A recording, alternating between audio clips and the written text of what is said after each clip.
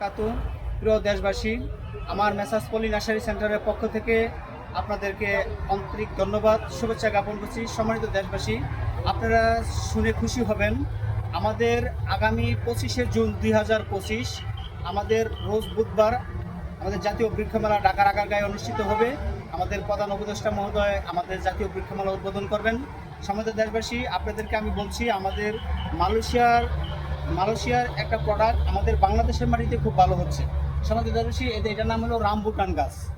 এটা সম্মানিত দেশবাসী, আমি এদের গ্রামে লাগাইছি চারাটা।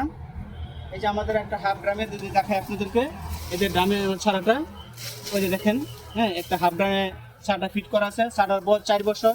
সম্মানিত দেশবাসী, আমি আপনাদেরকে দেখাচ্ছি, দেখেন রামবুটান কত পরিমাণের হয়। আলহামদুলিল্লাহ, এই যে আমাদের রামবুটানগুলো ধরেছে, পাকা শুরু হয়ে যেতেছে। এটা মাথায় আগায় ডোগায় সারা গাছ জুড়ে ফল আছে আলহামদুলিল্লাহ। হ্যাঁ, তো আমি এই জাতীয় বৃক্ষমেলা এই গাছটা ইনশাআল্লাহ উপস্থাপন করব।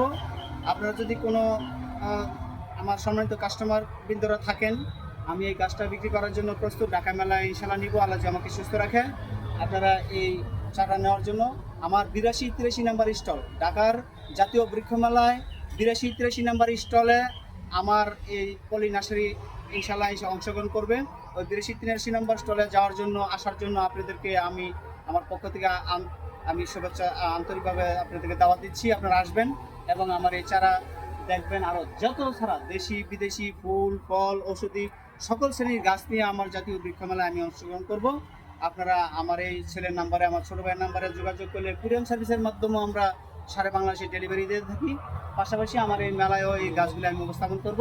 এই রামবুটানের ফল সহ চারা যদি আপনাদের প্রয়োজন বলে মনে করেন, তাহলে আমার 82-83 নাম্বার স্টলে যোগাযোগ করলে আমি ইনশাল্লাহ আপনাদেরকে এই ফল সহ গাছ ইনশাল্লাহ দিতে পারবো, আশা রাখছি। এবং ছোটো চারাও আছে, বড় চারাও আছে, মাঝারি চারাও আছে, আগামী বছর ফল দেবে এরকম চারাও আছে। ইনশাল্লাহ আপনাদের ঢাকার জাতীয় বৃক্ষমেলা আসার জন্য আমার আমন্ত্রণ জানাচ্ছি। সমস্ত দেশবাসী, আপনারা ভালো থাকেন, সুস্থ থাকেন, এই আশা রেখে আমি সংযুক্ত আলোচনা শেষ করছি। খুদা হাফেজ। আসসালামু আলাইকুম রহমতুল্লাহি ওয়া বারাকাতুহু।